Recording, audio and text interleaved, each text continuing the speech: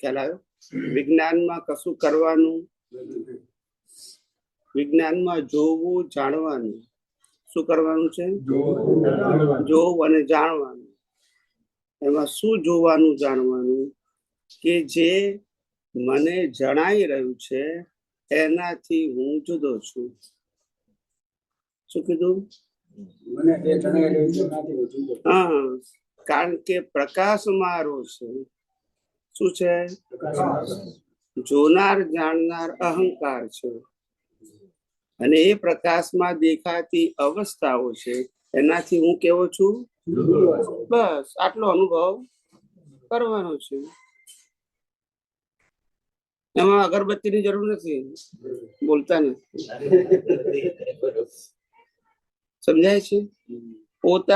પોતાનો અનુભવ કરવા માટે બહારના એક પણ અવલંબનની જરૂર નથી.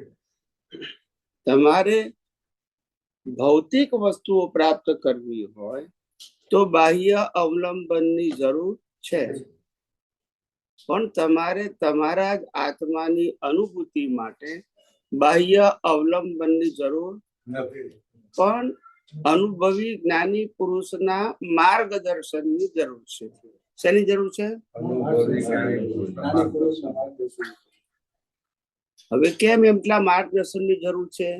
કે એ જે માર્ગે અનુભવ પામ્યા હોય એ માર્ગ તમને બતાવે. ને કેમ એ બતાવે? કારણ કે એ અનુભવી છે. ના ખ્યાલ આવે? આપણા વ્યવહારની અંદર પણ 4 રસ્તા ઉપર આપણે ભૂલા પડી જઈએ કે હવે કઈ બાજુ જવાનું બોર્ડ ના માર્યું હોય તો આપણે કોને પૂછીએ? પણ કોને પૂછીએ? ના જાણતો એને પૂછીએ. ક્યાં કેવું ખબર પડશે કે જાણતો એને જ પૂછીએ? તો અહીંયા પણ માર્ગ કોને પૂછાય? ના જાણતો એને. હવે ખ્યાલ આવ્યો? તો દરેક વસ્તુ પાછળ કારણ છે.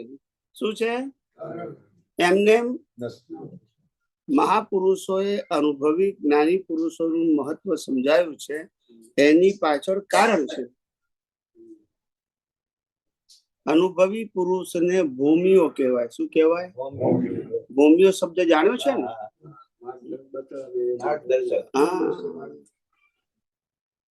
જે ડુંગરો ખુદેલા હોય એને ભૂમિઓ કહેવાય. એટલે એને ખબર હોય કે આ કેડી ક્યાં જાય છે ને આ કેડી ક્યાં જાય છે. એમાં કેરી ઉપર તો બોર્ડ લખ્યું ના હોય, પણ તમે ઊંધી કેડીમાં જાઓ તો ક્યાંના ક્યાંય પહોંચી જાઓ.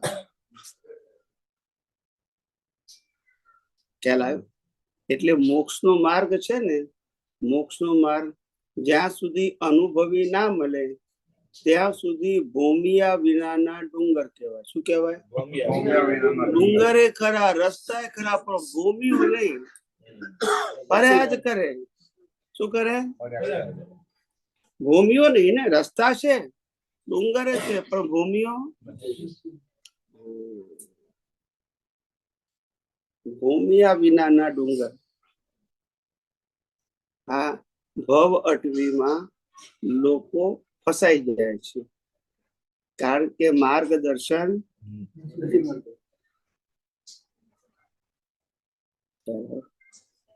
બધા એક જ વાત કરે સ્થૂળ ભાષામાં ધર્મગુરુઓ કે આ દુનિયામાં કશું લાયા નથી અને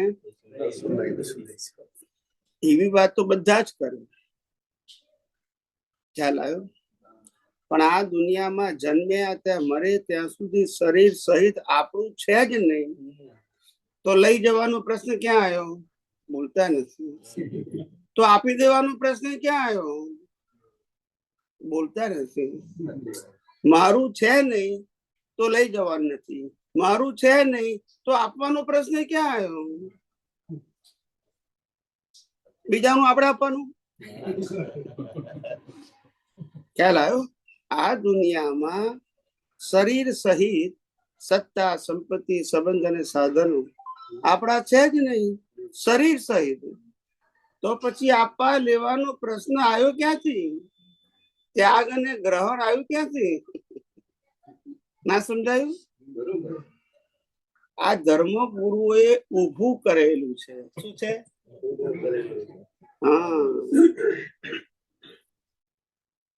કે આપણે ત્યાગ કરવાનો, આ વસ્તુ ગ્રહણ કરવાની, આ વસ્તુ ત્યાગ કરવાની. પણ કુદરત કે છે તને જન્મતાની સાથે જે શરીર આપું છું, પછી સંબંધો આપું છું, સંપત્તિ આપું છું, સાધન આપું છું, સત્તા આપું છું, સંજોગો આપું છું, શક્તિ આપું છું, જે આપું છું એ બધું શરીરને આપું છું. કોને આપું છું? અને શરીર પંચ મહાભૂતનું મારું છે. બોલતા નથી. તને કશું આપતો જ નથી તો તારે મને પાછું આપવાનું કે લઈ જવાનો પ્રશ્ન આવે છે ક્યાં? સમજાય છે? આ બધું કર્મ ભોગવવા માટે આપું છું. શરીર પણ સાધન તરીકે કર્મ ભોગવવા માટે આપું છું. અને સત્તા, સંપત્તિ, સંબંધ, સાધન પણ શરીરને કર્મ ભોગવવા માટે આપું છું. અને તારા કર્મનો હિસાબ પતી જાય એટલે શરીર સહિત બધી વસ્તુ ના, તમારી પાસે ઓપ્શન નથી કે આપું કે ના આપું. જો બોલતા નથી છે ઓપ્શન. ના, મારી પાસે ઓપ્શન છે કે મારે નથી આપવું, ચાલે? કોઈનું ચાલે? જ્યાં ઓપ્શન નથી તો ત્યાગ નું વાત ખ્યાલ આવ્યો? કાઢવાનો હતો માલિકી ભાવ. શું કીધું? કાઢવાનું હતું કર્તા ભાવ, કાઢવાનું હતું ભોગતા ભાવ, કાઢવાનું હતું દેહાધ્યાસ, અને કાઢી આપણે વ્યક્તિ અને વસ્તુઓને. આપણે કે તમે શું ત્યાગ કર્યો? તો કે ઘર છોડ્યું, પરિવાર છોડ્યો, સત્તા છોડી, સંપત્તિ છોડી, સાધનો છોડ્યા, ડિગ્રી છોડી. ત્યાર આવ્યો આ અમે પહેરવેશ પહેર્યો તો તે છોડ્યો, બદલી નાખ્યું. સમજાય છે? પણ એ તારું છે ક્યાં?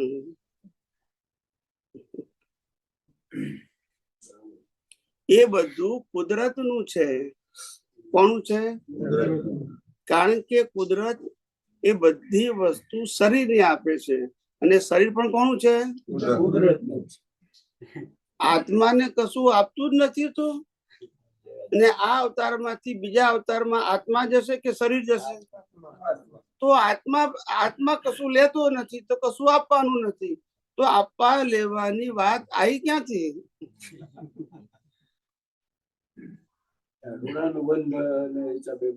પણ ઋણાનું બંધ છે તે કુદરતી રચના, અને પૂરો થાય તે એમાં છોડવાનું ક્યાં આવ્યું? બોલતા નથી. આપણે એમ કે મારા મા બાપ ને છોડવા નથી, ચાલશે? તો જે વસ્તુ ફરજિયાત છે એમાં છોડવાનું કયું? બોલો ને. આપણા હાથમાં હોય તો એમ થાય કે ચલો મારે આ છોડવું છે આપણા હાથમાં કશું?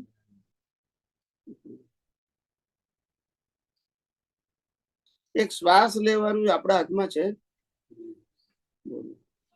છતાંય આપણે કેવું માનીએ છીએ અહંકારથી. હું કઈક કરું છું સારું, હું કઈક કરું છું ખરાબ, હું કરું છું.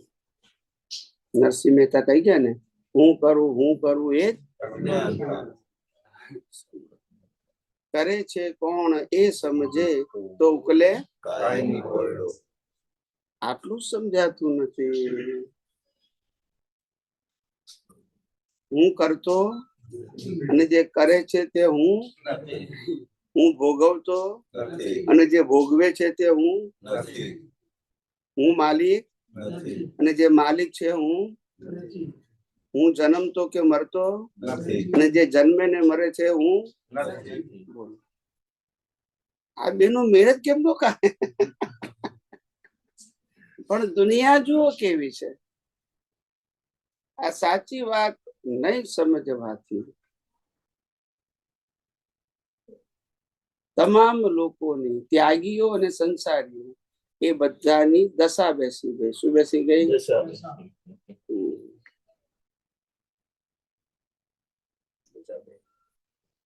દશા શબ્દ ક્યાંથી આવ્યો?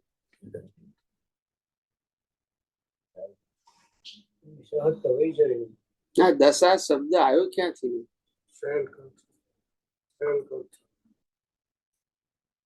દશા દશા શબ્દ આવ્યો ક્યાંથી? કેમ દશા શબ્દ આવ્યો? આપણે એની ઉત્પત્તિ કેમ નહીં થઈ? દશા શબ્દની ઉત્પત્તિ કેમ થઈ? હું શબ્દના ઉત્પત્તિની વાત કરું છું. વાક્યમાં શબ્દના અર્થની વાત. ઉત્પત્તિ કેમ થઈ? દશા શબ્દની ઉત્પત્તિ કેમ થઈ? એ તો વાક્યના આધારે કીધું, પણ દશા શબ્દ તો ઘણી બધી વખત વપરાય છે, ઘણા બધા સંદર્ભમાં વપરાય છે. એક જ માટે દશા વપરાતું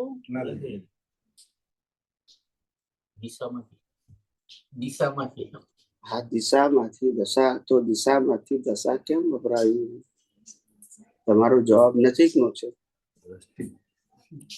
ખ્યાલ આવ્યો? બે જ વસ્તુ છે, દશા પ્રાપ્ત કરવી અને દશા બેસવી. બંનેમાં શબ્દ કયો કોમન? સાંભળજો બધું, હવે સાંભળજો. આજે વાત નીકળી છે જે દસે દિશામાં ફરે છે એને દશા બેઠી કહેવાય. ઉત્તર, દક્ષિણ, પૂર્વ, પશ્ચિમ, નૈઋત્ય, વાયવ્ય, ઈશાન અને અગ્નિ, અને ઉપર અને નીચે. એ દસે દિશામાં જે ફરે છે એને દશા બેઠી કહેવાય. અને જે દસે દશાઓથી મુક્ત રહે છે એને દશા પ્રાપ્ત કરી કહેવાય. બોલો પ્રભુ, હવે આવું ગોતું ક્યાંથી આવે? બોલે તો ખરા દશા. સમજણ પડે? આપણે કહીએ દશા બેઠી તો એને ખરાબ કહેવાય. આપણે કે જ્ઞાનીની દશા તો એ સારું કહેવાય. તો બંનેમાં શબ્દ તો દશા જ આવે છે ને, બંનેનો મિનિંગ અલગ છે. એટલે દરેક વસ્તુ જ્ઞાનીઓને દર્શનમાં મૂળ રૂપે દેખાય. કેવું ભાઈ? કે આની ઉત્પત્તિ કેમ થઈ, આ શબ્દની ઉત્પત્તિ કેમ થઈ એ દેખાય. જ્ઞાની પુરુષ ને જ્ઞાની, કોઈ વ્યક્તિને આપણે જ્ઞાની પુરુષ કહીએ છીએ તો બીજા બધા અજ્ઞાની તો છે નહીં, તો પછી એમને જ્ઞાની કેમ કહેવામાં આવે છે? વિશેષ જ્ઞાન હોય. વિશેષ જ્ઞાન હોય તો સામાન્ય અર્થ વાપરવામાં આવે છે. વિશેષ શું એટલે ખબર ના હોય ના. જ્ઞાન તો બધાને છે, બધાને જ્ઞાની નથી કહેવાતું. તો જ્ઞાની પુરુષને જ્ઞાની પુરુષ કેમ કહેવાય છે? જ્ઞાનનો ઉઘાડ જે હોય એટલે સમજાવ. એટલે કે આ માનેલા જ્ઞાનને જે ઓળખી ગયા છે એ જ્ઞાની, અને માનેલા જ્ઞાનની અંદર છે એ અજ્ઞાની. કયું જ્ઞાન? માનેલું. અને માનેલા જ્ઞાનથી મુક્ત રહેશે એ જ્ઞાની. માનેલું એટલે કયું? હું શરીર છું, કોઈનો છોકરો છું, કોઈનો ભાઈ છું, કોઈનો બાપ છું, કોઈનો હસબન્ડ છું, કોઈનો કાકો છું, મામું છે. માનેલું જ્ઞાન છે, એનાથી મુક્ત રહે એ. અને માનેલા જ્ઞાનની અંદર રહે એ અજ્ઞાની. હવે સમજી ગયા? એ જ્ઞાન તો છે ને, એટલે અજ્ઞાન નું જ્ઞાન. અને પેલા શું રહે છે? આવી રીતે શબ્દ આવ્યો છે. બંનેમાં જ્ઞાન શબ્દ તો આવે ક્યારે, પણ એનાથી મુક્ત રહે છે માટે જ્ઞાની. જ્ઞાની એટલે પાર ઉતરેલા. શું કીધું? આ માનેલા જ્ઞાનમાંથી પાર ઉતરેલા એટલે એને જ્ઞાની કહેવાય. અને પેલા લોકો માનેલા જ્ઞાનમાં જ પાકા થયેલા. કેવા? પાકા થયેલા એટલે એને અજ્ઞાની કહેવાય. ખ્યાલ આવ્યો? હવે અજ્ઞાન અને જ્ઞાનમાં ફેર શું? બંને જ્ઞાન તો છે. જે જ્ઞાન અવસ્થાને આધારે ઉત્પન્ન થયું છે એ બધા અજ્ઞાન. શું કીધું? અજ્ઞાન નું બીજું નામ લૌકિક જ્ઞાન. કેવું? લૌકિક જ્ઞાન. અને સાચું જ્ઞાન એટલે જે આ અજ્ઞાનના જ્ઞાનને જાણે છે એ જ્ઞાની, કે આ અજ્ઞાન છે. ખ્યાલ આવ્યો? એને જાણે છે જ્ઞાની, ખ્યાલ આવ્યો? એમાં ભળતો નથી. સમજાય છે? એટલે આત્મા તો મૂળ રૂપે તમામ જ્ઞાનથી, તમામ સંસારી જ્ઞાનથી મુક્ત જ છે, પણ પ્રતિષ્ઠિત આત્મા એ મુક્ત થવાનું છે રોંગ બિલીફ થી. આત્મા એ નહીં, પ્રતિષ્ઠિત આત્માથી. માટે એને પુરુષાર્થ કહ્યો. પુરુષાર્થ એ પ્રકૃતિનો કે પરમાત્માનો ગુણ, પુરુષાર્થ એ પ્રતિષ્ઠિત આત્માનો ગુણ છે. હવે આ પ્રતિષ્ઠિત આત્મા એ જ્ઞાની પુરુષ દાદા ભગવાનની શોધખોળ છે. ખ્યાલ આવ્યો? તે પહેલા આ શબ્દ હતો પ્રતિષ્ઠિત આત્મા. કેટલો મોટો શબ્દ બને! પ્રતિષ્ઠા કરનારો. આ અવતારમાં પ્રતિષ્ઠા કરે એટલે નેક્સ્ટ બર્થમાં એ પ્રતિષ્ઠા પ્રમાણેનું પૂતળું અને સંજોગો મળે. ખ્યાલ આવે?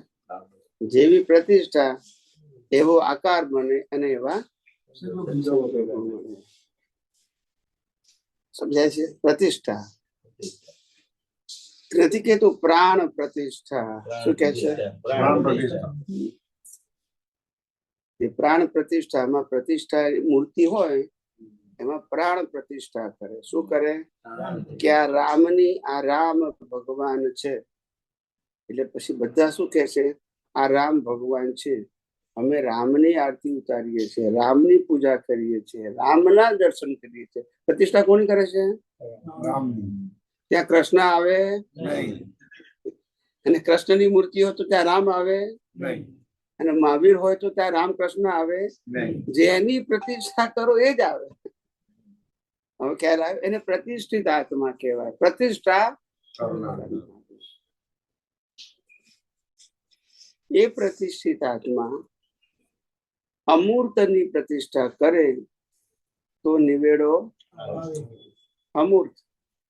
તેની અમૂર્ત એટલે જેની મૂર્તિ નથી. ખ્યાલ આવે? કવિરાજે પદમાં કહ્યું ને, મૂર્તિ અમૂર્તના દર્શન પામે જ્યાં મંદિરના ઘંટનાદ ગાજી ગયા છે. લાગે છે દાદા આવી ગયા છે. મૂર્તિ અમૂર્તના દર્શન પામે. આ મૂર્તિ કહેવાય. એ અમૂર્તના દર્શન પામે. મંદિરના ઘંટનાદ ગાજી ગયા છે. એ ઘંટનાદ નો મતલબ આનંદ. આ મૂર્તિમાં અમૂર્તના દર્શન થાય એટલે પતી ગયું. અમૂર્ત તો છે પણ દર્શન થતા નથી. કારણ કે આપણું જે જ્ઞાન દર્શન છે એ અત્યારે મૂર્ત સ્વરૂપની અંદર જ ફસાયેલું છે. શેમાં ફસાયું છે? મૂર્ત સ્વરૂપ કોને કહેવાય? જેને રૂપ, રસ, ગંધ, સ્પર્શ અને આકાર હોય એ બધાને શું કહેવાય? મૂર્ત સ્વરૂપ. અને અમૂર્તમાં આમાંથી પાંચમું જે કશું હોય એ અમૂર્ત કહેવાય. સમજાયું? આવું દરેક વસ્તુ એના સિદ્ધાંતથી સમજો તો નિવેડો આવે. ખાલી શબ્દ જ્ઞાનથી નિવેડો એને સિદ્ધાંતથી સમજવું પડે, ત્યારે સાચી સમજણ પડે. એ સાચી સમજણ એ આપણને આ અજ્ઞાનને નાશ કરવામાં સહાયક થાય. પણ સમજણ જ ખોટી હોય તો ખ્યાલ આવ્યો? તે સમજણ ખોટી છે.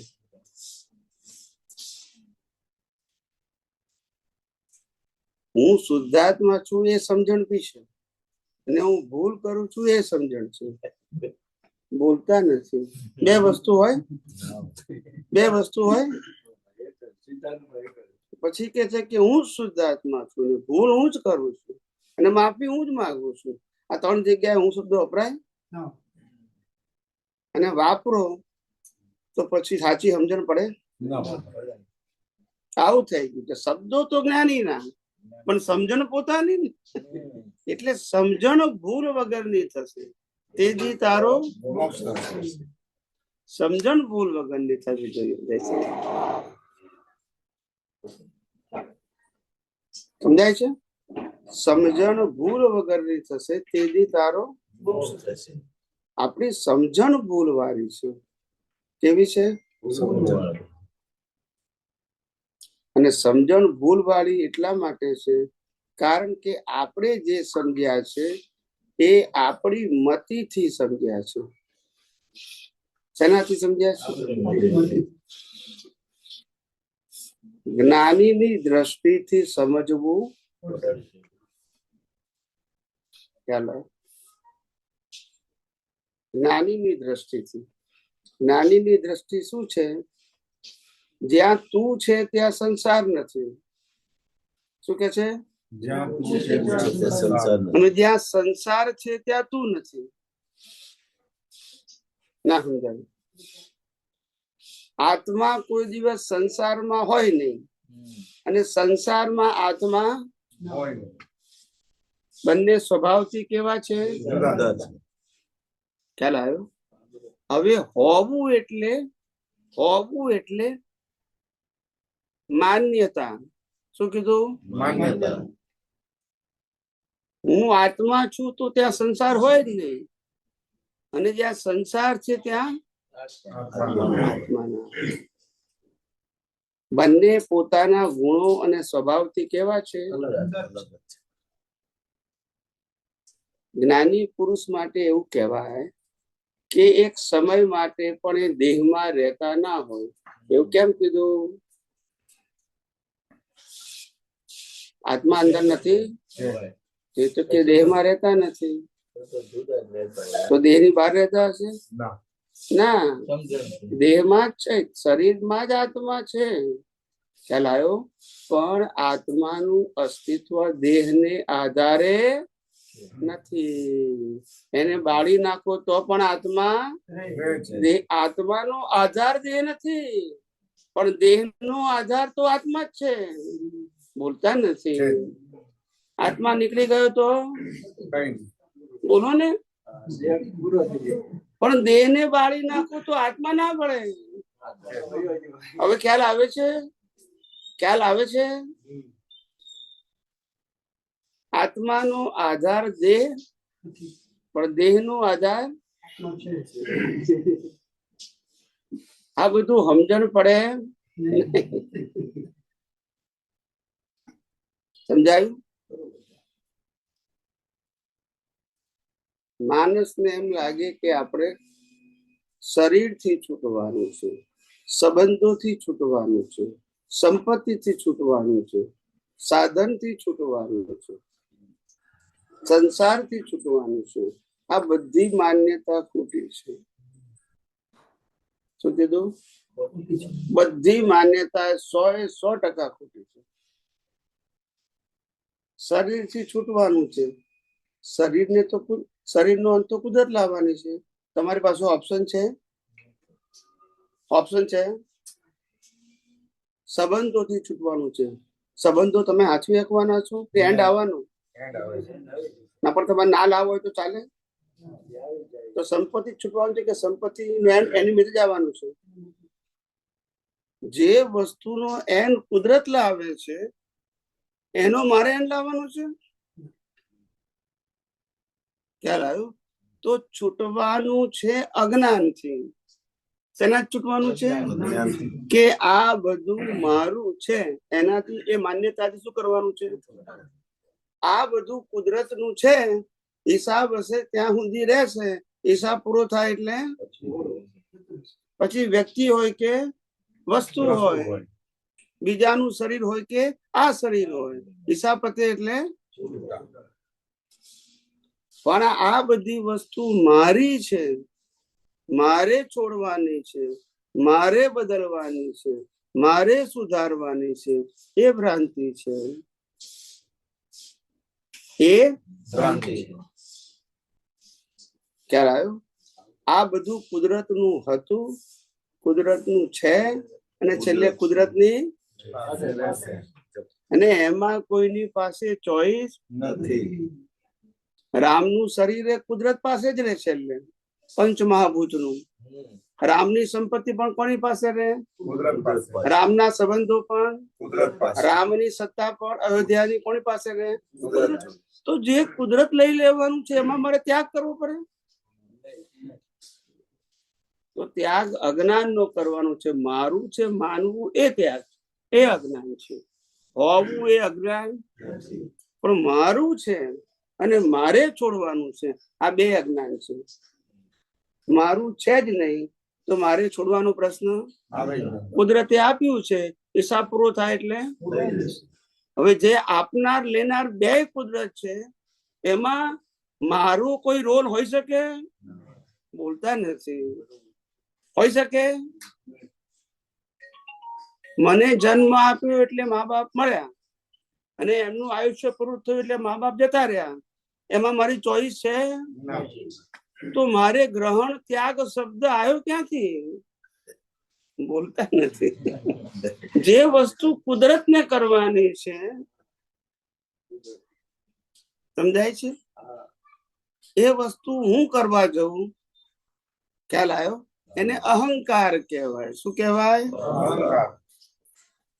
એટલે આપણામાં નિયમ છે, ત્યાગે સો આગે. સાંભળ્યું છે કે નથી સાંભળ્યું? ત્યાગે સો. આજે જે ત્યાગ કર્યું તે અહંકાર થી, એ બધું તને નેક્સ્ટ બર્થમાં મળશે, પણ એનાથી મોક્ષ નહીં. ત્યાગવાનું હતો અહંકાર, અને તે ત્યાગ્યું વસ્તુ ને વ્યક્તિ. વસ્તુ ને વ્યક્તિ તો કુદરત તને આપે છે, અને કુદરત એમાં ત્યાગવાનો શબ્દ ક્યાંથી આવ્યો? આપણે જન્મી એટલે મા બાપ, ભાઈ બહેન, કાકા મામા, ફૈબા, ઘર, ધર્મ બધું ગ્રહણ કરીએ છીએ કે ફરજિયાત છે? ને મરી જઈએ ત્યારે બધું આપી દઈએ છે કે જતું રહે છે ફરજિયાત? તો ગ્રહણ અને ત્યાગ બંને કુદરતી છે, તો પછી એને પુરુષાર્થમાં કેમ મૂક્યું? બોલો ને. જે વસ્તુ કુદરત કરાવડાવે છે, તમારી પાસે કોઈ સ્વતંત્રતા, તો પછી એને પુરુષાર્થ કેમ કયો? પછી ખ્યાલ આવ્યો? એટલે જ્ઞાની પુરુષ દાદા ભગવાને કહ્યું, હું કોણ છું એ જાણી લે, અને આ મન વચન કાયને કોણ ચલાવે છે જાણી લે, તો ત્યાગ અને ગ્રહણ ની કડાકૂટ ચલાવી દેશે. ત્યાગવાનું ના રહ્યું અને ગ્રહણ કરવાનું ના રહ્યું. તું જાણી લે તો, ને નહીં જાણે તો ત્યાં ગ્રહણ કર્યા જ કર. હે તો આની આ સાયકલ હાલ્યા કરે, બહુ હાલ્યા કરે. હવે પૂછો, કઈ પ્રશ્ન પૂછો.